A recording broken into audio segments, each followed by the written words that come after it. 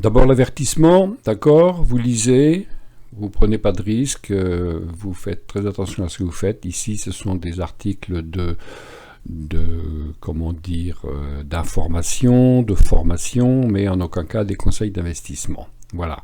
Eh bien, nous allons maintenant faire la suite et passer aux vidéos.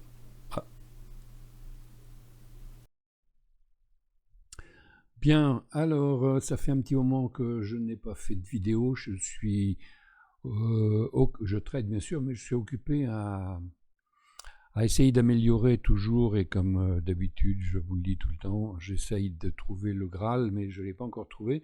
Je suis en train de tester un nouvel indicateur. Et sur mon graphe, vous allez voir, au lieu de l'alligator, en discutant avec un abonné, il me parlait du ruban de moyenne mobile. J'aime bien parce que c'est joli. Et il me disait que ça l'aidait bien parce que c'est un peu comme l'alligator, hein, la tendance on la voit, hein, puisque on voit bien que les moyennes mobiles s'écartent, il y a de la volatilité, hein, donc pendant que ça s'écarte, eh bien ça monte, et puis quand ça redescend dedans, voilà, ça se recroise à l'envers et là ça part à la baisse. Bon, on va voir ce que ça donne. Je suis pas fanat parce que je ne connais pas bien, mais bon. Donc je vous rappelle mon graphique, hein, c'est simple, hein, c'est toujours ce que je recherche, hein, donc le plus simple, hein, c'est-à-dire des bougies Heikin-Ashi pour avoir la tendance et éliminer un peu le bruit. Mon indicateur bête donc, qui apparaît ici, nous sommes donc le lundi 28.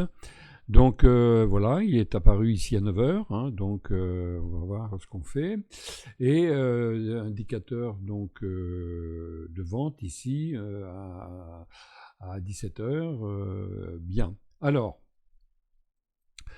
juste pour dévoiler un peu ce que je suis en train de tester, je vais enlever, alors non, je vais laisser l'indicateur bête et je vous affiche celui sur lequel je suis en train de travailler. Et regardez bien ici, là, la flèche rouge, en fait, il va être pile sur la flèche de l'indicateur bête, c'est assez surprenant, mais bon. Donc je l'affiche, il s'appellera, pour l'instant c'est Ultime 2025 1, parce que c'est la version 1, et il s'affiche en bleu et en jaune, d'accord? Et donc là, on voit, l'indicateur bête est là, mais en fait, on a le nouveau, il est là. Donc en fait, il fallait rentrer ici au lieu de rentrer là. Pas mal, hein?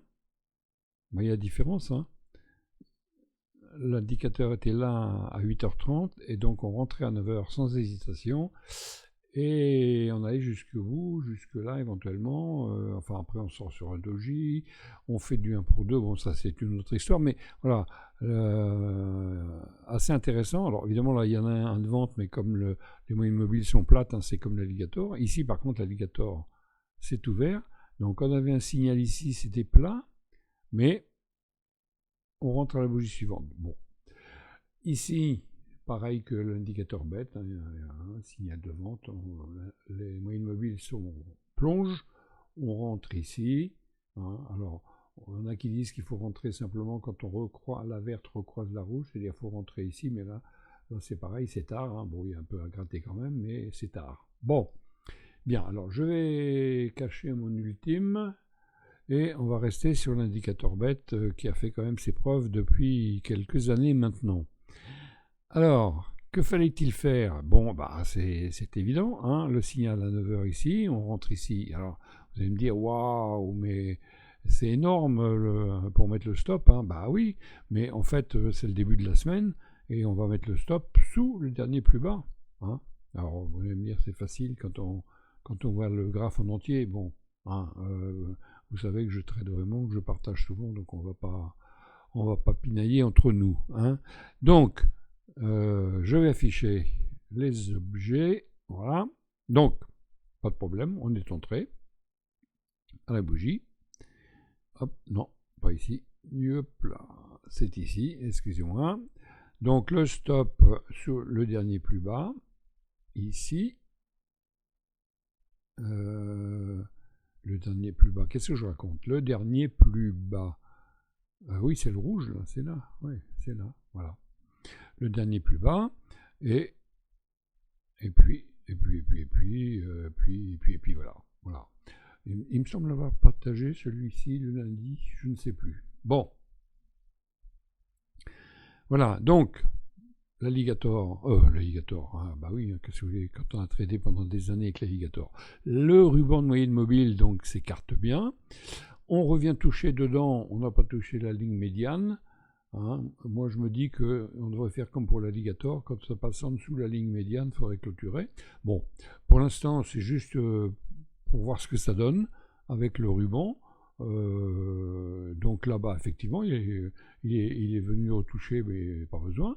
Alors, en l'occurrence, ici, ceux qui aiment bien jouer les pullbacks, comme je le fais assez souvent, il y avait ici, quand il est revenu là, et puis qui est sévère ici, on prenait un trade ici, le stop sous le dernier ici, et ce qui était gagnant, il n'était pas gagnant. Bon, donc vous voyez, il faut faire attention avec les pullbacks, hein, mais bon, des fois ça fonctionne. Donc en l'occurrence, voilà, le résultat du jour avec donc ce trade ici. Donc, alors, ici, un beau doji.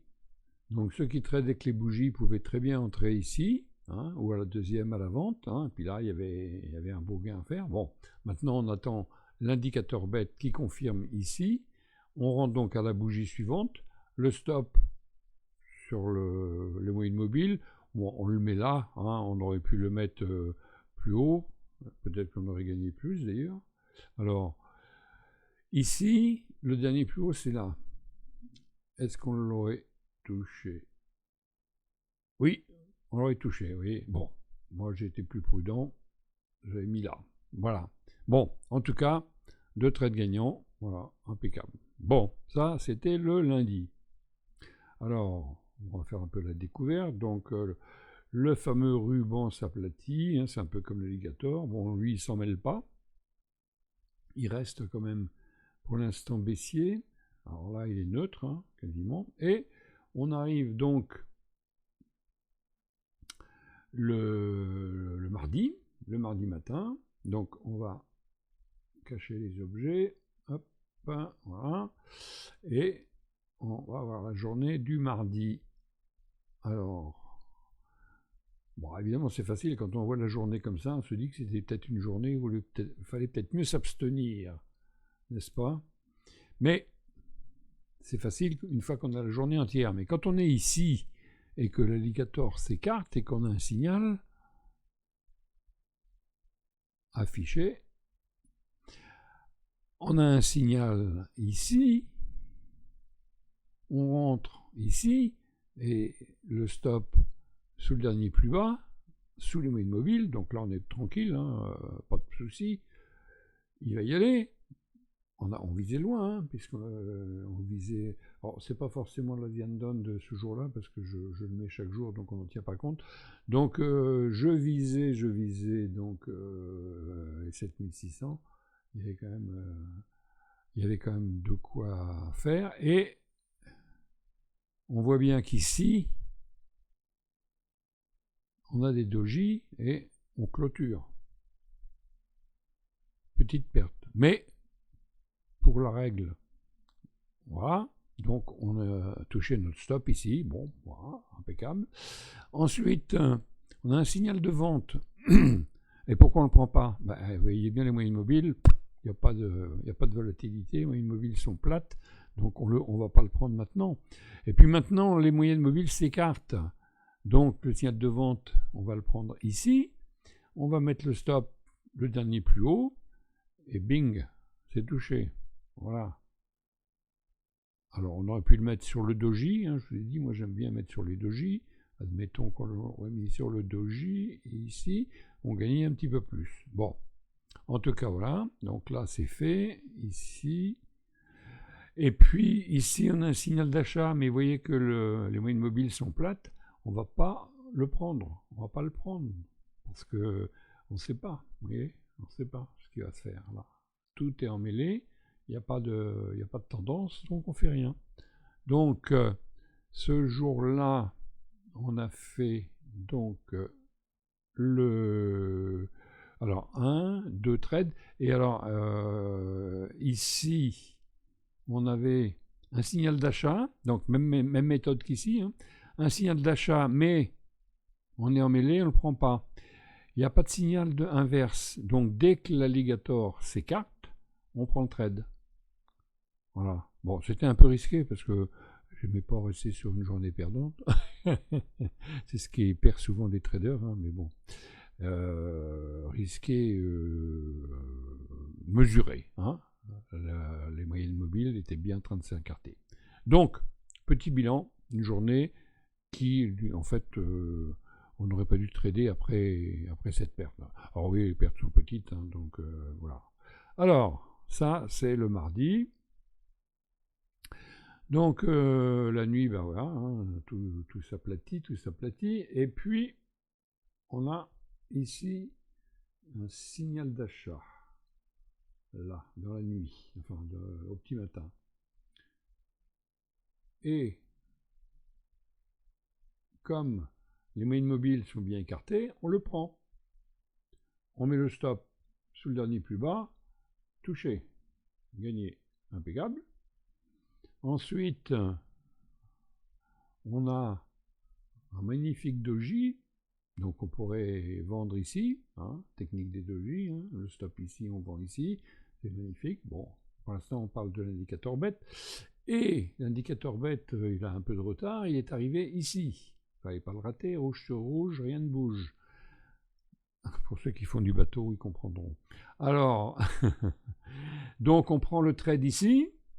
Alors évidemment, on prend des risques, hein, le stop au plus haut. Bah oui, mais vous voyez que la moyenne mobile, elle est complètement, enfin les moyennes mobiles sont complètement en train de partir à la baisse. Hein, ça a coupé ici, et donc on prend le trade et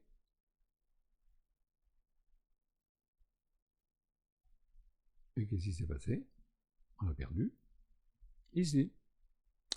Maintenant, évidemment, on prend le trade ici à la vente. Hein.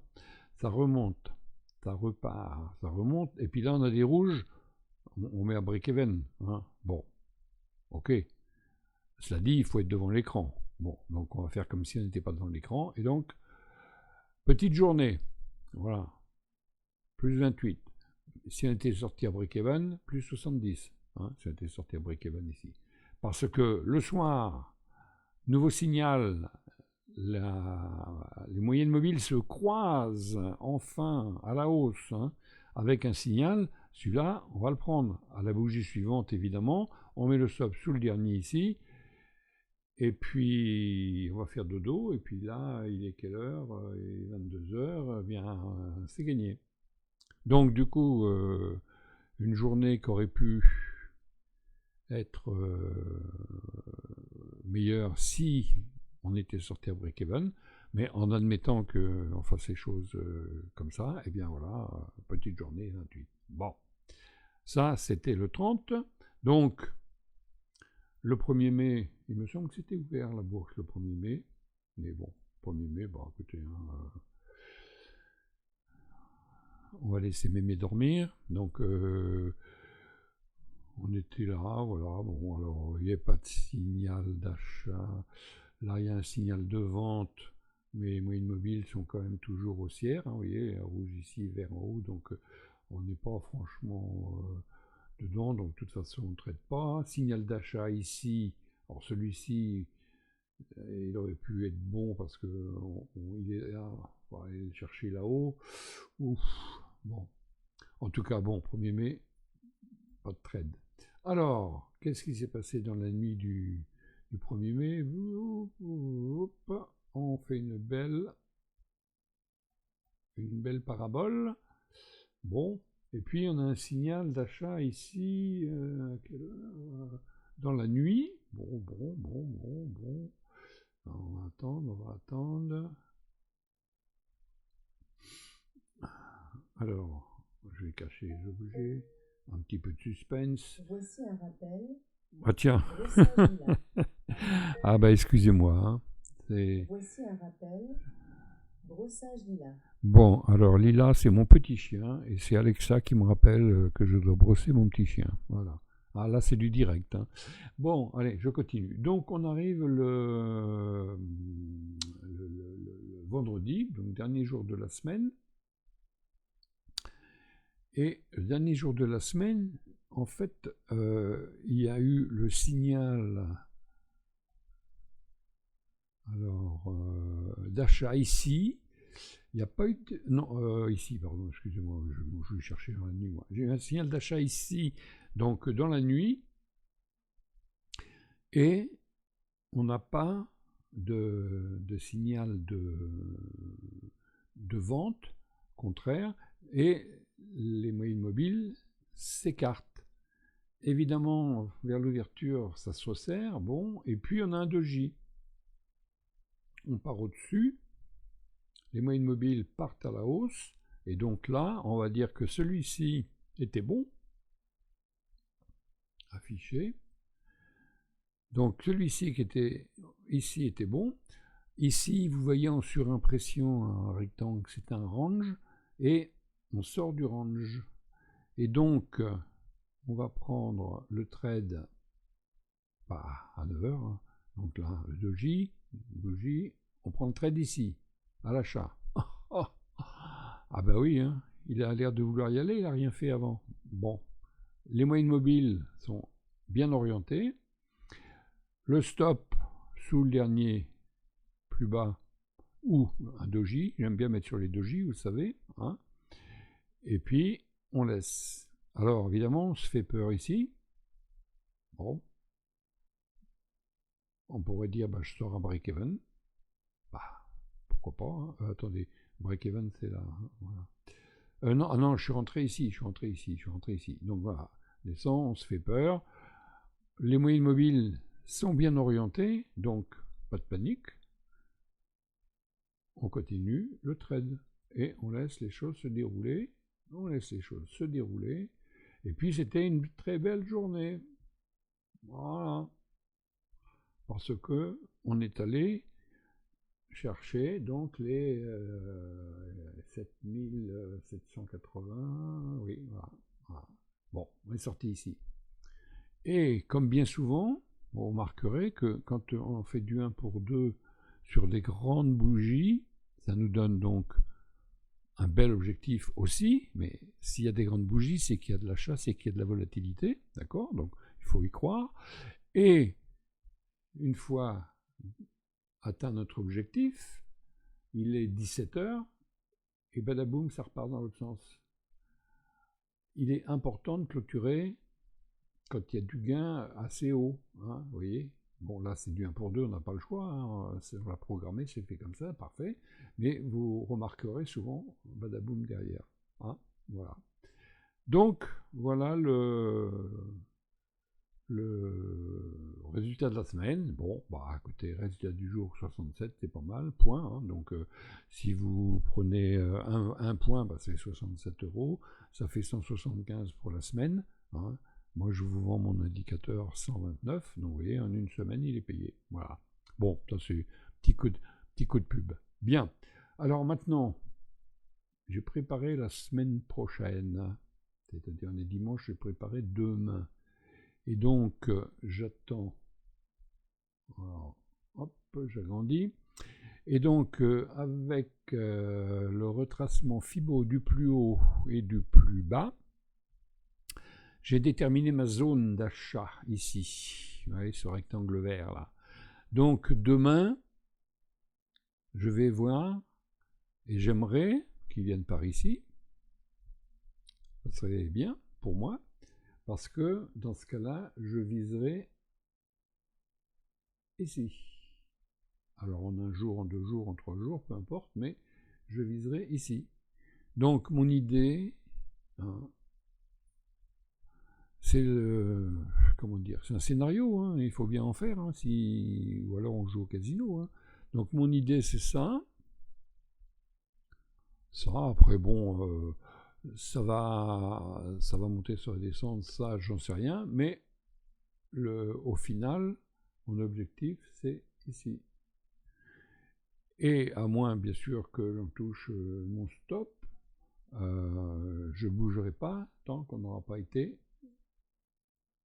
là-haut. Voilà. Bon.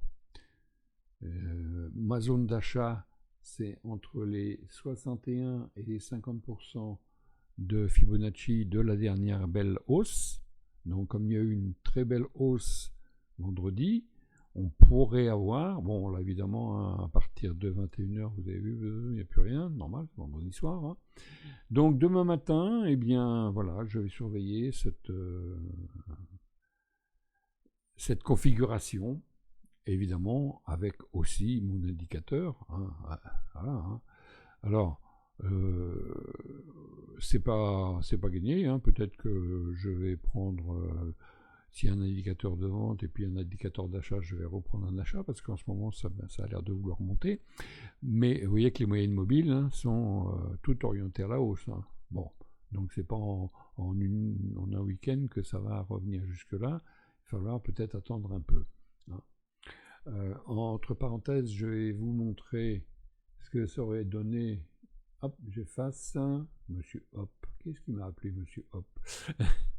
Et je vous affiche à la place l'alligator. Non, c'est pas celui-là. Ça, c'est l'alligator personnel. Le vrai alligator, c'est celui-là.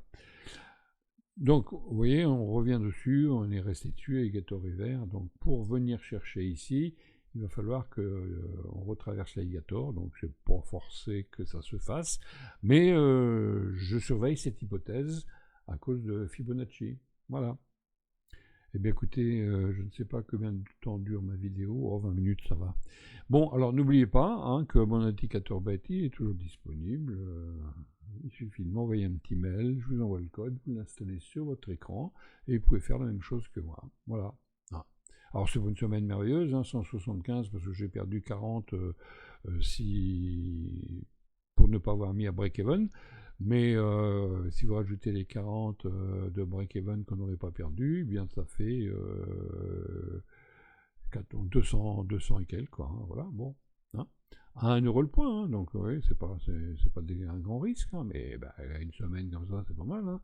Bon, à 5 euros le point, ça commence à être très intéressant. Voilà, mais tout dépend du capital et de votre portefeuille. Je vous remercie d'être là. Et donc, je vous souhaite une bonne semaine et n'hésitez pas à mettre des commentaires. Surtout, n'oubliez pas le pouce. Hein, et puis, à la prochaine. Allez, merci. C'est pour obtenir mon indicateur BET. C'est simple, vous m'écrivez, vous m'envoyez un mail, je vous réponds, je vous envoie un descriptif, le mode d'emploi. Prix unique, hein, valable à vie évidemment aussi du code, donc 129 €. Je vous envoie un lien PayPal, vous payez, je vous envoie le code, tout va bien. Et merci de votre visite. Allez, à bientôt, au revoir.